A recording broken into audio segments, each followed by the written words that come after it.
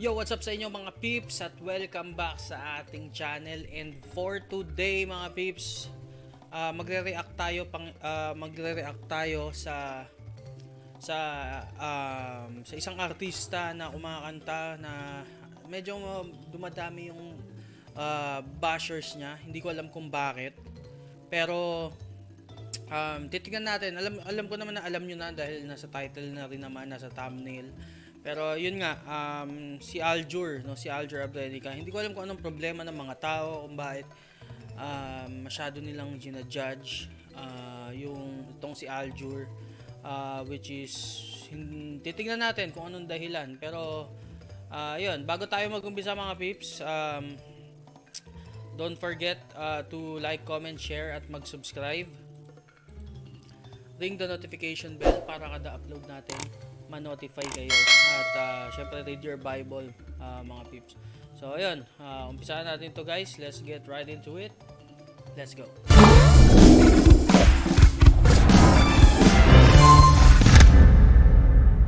Okay. So ayun, umpisahan natin to guys. Ayan. So ito ang unang kabanata mga peeps. Si Coco Martin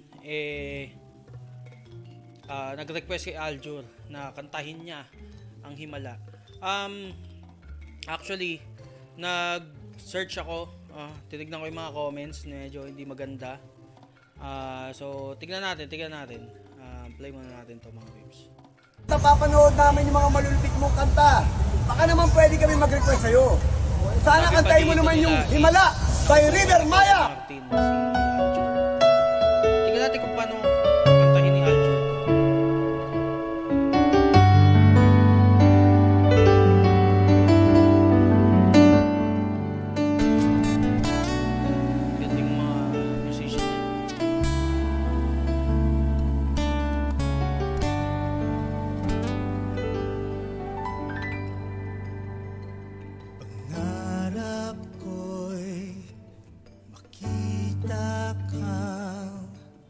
Naglalaro sa buwan.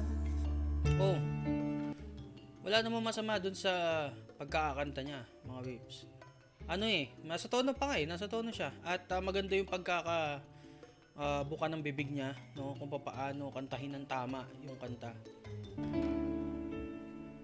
Nalay mo, may ganun pa siya, sa akin ang medyo na ano niya pa nga na papaglaruan niya pa nga yung tono yun yung maganda naman doon, no. Gabing walang hangganan, hindi mahanap sa lupa. Actually mataas ang boss ni Aljur, Pag-asa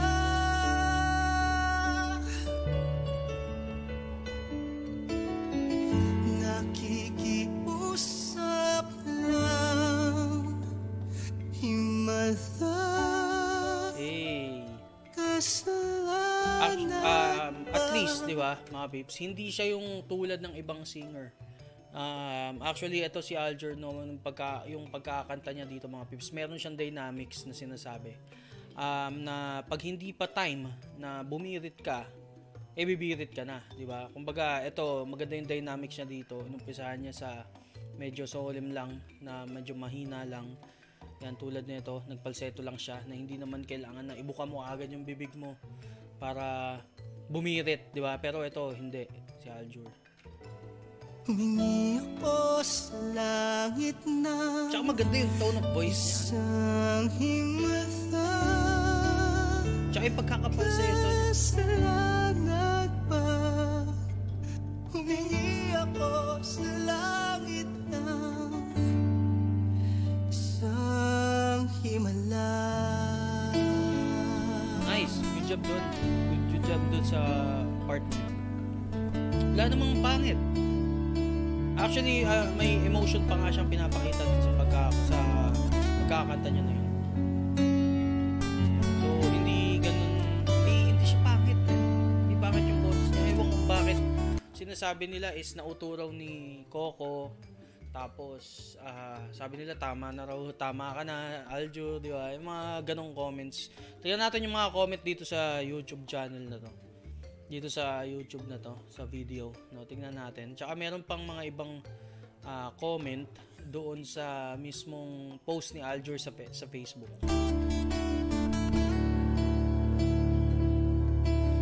Pangarap ko kita ang liwanag ng umaga.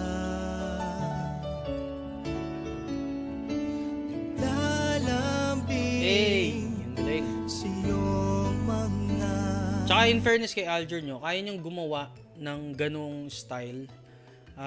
Feel ko yun, sariling style na niya yun, no? Dahil ewan ko, basta yun, parang sariling style niya yun. Maganda naman doon kahit hindi siya talaga singer, is kaya niyang gumawa ng ganong style, di ba? Ng ganong pihit sa kanta. Pero syempre, meron niyang tulong ng mga musician talaga. Tulad nung dalawa niyang kasama. Malamang tinuruan din siya niyan. At in fairness din kay Aljur, kaya niya mag-adapt.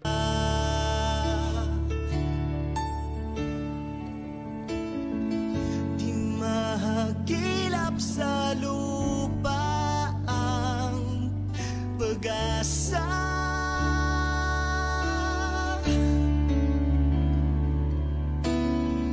Nakikiusap sa buwan. Galing. Himala, kasalanan bang humingi ako sa langit ng isang himala. Ito, sariling style naman yan ito. Humingi ako sa langit ng isang himala.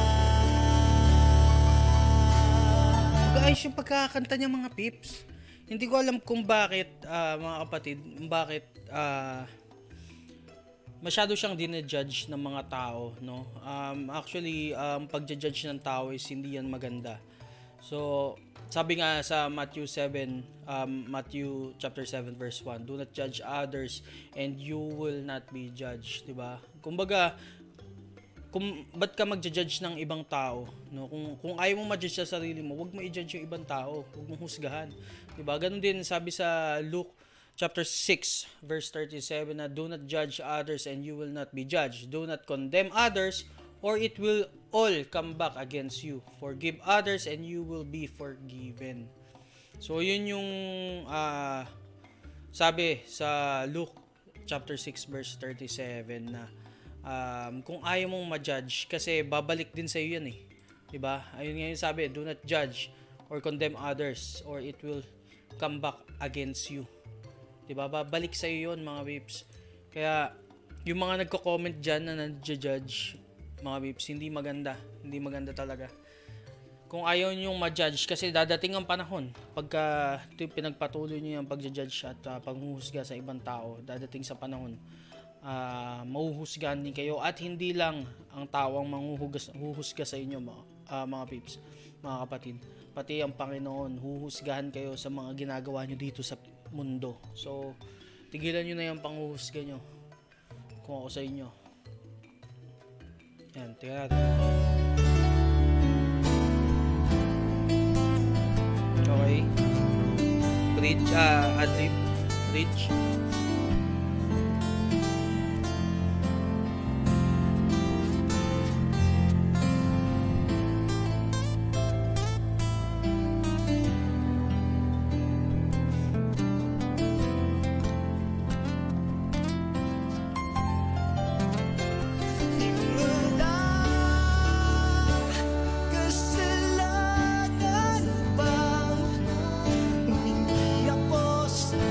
Actually, mataas nga yung boses niya. Kung papansin niyo. Isang himala,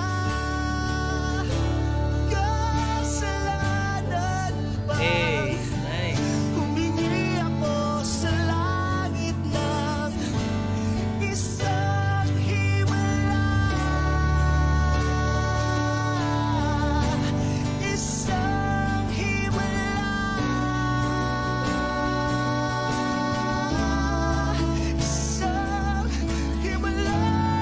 Hey! ganda. Galing. Humingi ako sa langit na isang himala. Isang himala. Nice. Isang himala. Nice. Ang ganda naman ng pagkakanta niya mga peeps. Ang tanong, ano bang problema ng mga tao doon sa pagkakanta ni Aljur? Kung papainggan mo naman maigi, nakuha naman niya lahat at na-apply naman niya lahat, 'di ba? Tamang diction, good tone of voice, 'di ba? Pati yung structure nung kanta, medyo napaganda pa nga niya, 'di ba? Yung iba. Tapos meron din siyang yung mga pitch niya, may mga pitch, yung dynamics niya maganda, yung pagka-dynamics niya. Andun na lahat actually. Ang ganda ng bira niya at pagkakanta niya dun sa kanta, 'di ba? Tsaka yung timing, hindi naman siya nawala sa timing. Ang ganda nga ng pagkaka-timing niya. Tsaka yung pitch niya maganda. Hindi ako nakarinig ng wala sa tono actually. Pati yung respiration niya, yung pagkakahinga niya, bawat kanta niya, no, bawat yung breathing control niya, nandoon. Maganda. Ang galing, 'di ba? Ang galing. Ewan ko kung bakit ganun yung mga comment. Ngayon titignan natin. Ando dito 'yun eh. Wait lang. Yung mga comment sa kanya. 'Di ba? Hindi ko alam kung bakit ganito manghusga yung mga tao. Actually, labag sa Bible yung panghuhusga, mga pips. Hindi siya maganda. So, eto. Pakita ko sa inyo yung mga comment kasi hindi siya talaga maganda sa tenga at sa mata. 'Di ba? Yan. Ano ba sabi diyan? Umisa ka pa talaga no. May sulsul kasi yan tuloy. Ayan. Tapos meron pa medyo sarcastic, idol kita Aljur. Sana naman Exober Golden, Demon Hunter, alam naman natin na pambabae yun. So ito okay naman boses niya, tsaka yung iba. Yung iba nga napakasintonado, lakas loob kumante. Totoo naman to sinabi niya. At least si Aljur maganda boses. Tama naman 'di ba? Honestly, the dude knows how to sing. May point. It's just that a lot of people hate him because of what he has done in the past. Tama. Siguro isa rin ito sa mga dahilan kung bakit siya nahuhusgahan dahil yung issue niya sa love life, 'di ba? So ayan, nadali ka ni Coco, sobra makaka-comment ba dito? 'Di ba? Ayun, I don't know where to hate is coming from. 'Di ba? Ayun, sabi dito ni ayan, kung sino man 'yan. 10% voice, bungis-ngis, audience impact. 'Di ba? Actually, walang dahilan kung bakit siya dapat i-hate. 'Di ba? Ewan ko, ito, may isang comment dito. Music arrangement daw is 1%, emotioning is 99. No, it's not. Maganda yung pagkakanta niya. Maganda yung music, yung areglo ng kanta. Maganda lahat. 'Di ba? Walang dapat i-hate. Hindi naman ganun kapangit yung boses, hindi rin naman pangit talaga yung boses ni Aljur, maganda yung boses niya. Hindi sa pinagtatanggol ko siya dahil humahanga ako sa kanya, pero yun yung totoo. Hindi pangit ang pagkakanta niya, 'di ba? So, ayan guys, kayo guys, anong masasabi niyo guys? Comment down below at babasahin natin 'yan. At before we end this reaction video mga peeps, mga kapatid, mag-iwan lang ako tungkol sa pagja-judge sa ibang tao, no? Sabi sa James 4 verse 11, don't speak evil against each other. Dear brothers and sisters, if you criticize and judge each other, then you are criticizing and judging God's law. But your job is to obey the law, not to judge whether it applies to you. So, don't speak evil to each other, mga peeps. Huwag kayong magsasalita ng masasama, ng masasakit sa ibang tao. Kasi kung i-criticize nyo yung mga tao, parang kinikriticize nyo na rin ng Panginoon dahil ang katawan natin ay templo ng Panginoon, di ba? So, but your job is to obey the law. Sumunod tayo kung ano ang kaloobin ng Diyos, no? And not to judge whether it applies to you. So, ayun.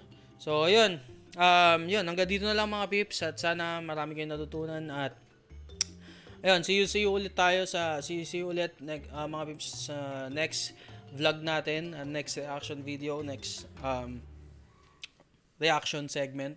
At ayun, may upload pala akong vlog. Sana panoorin nyo. Fitness journey. Kala mo naging fit no? Pero yun nga, dahil may nangyari sa akin last year na hindi maganda, mapapanood nyo dito sa vlog na i-upload ko. So, ayun, kita-kits tayo mga peeps sa next vlog and have a good day. God bless sa inyo. See you.